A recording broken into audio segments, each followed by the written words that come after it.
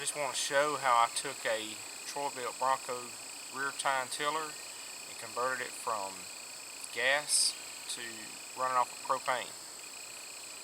First I took a 1 pound propane bottle, which this is actually 14 ounces, and I used a stake saver converter. That way I could run a regulator with the propane. Screwed all that together. I have the propane bottle mounted just by using a large hose clamp. I took a 1/4 inch gas line and ran it all the way down up under into the PCV hole in the intake. And the reason I converted this over is the carburetor was shot and I needed to replace it, and I went to looking around just to see other options.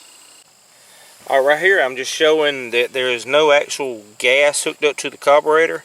Here's where the gas line hooks up. Here is the gas line, and the fuel valve in front is shut off. There's no gas in the tank, as you can see.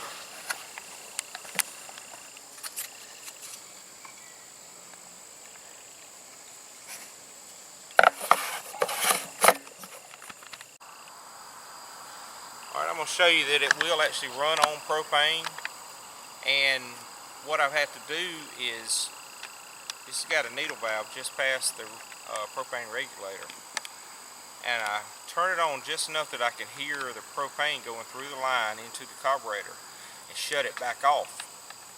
And I do this because a gas engine is harder to start on propane than it is gas. So this seems to be the best method that I have found out that works. But once it attempts to start, then I'll slowly start cracking open the needle valve until it picks up and runs at the desired speed I want it to run.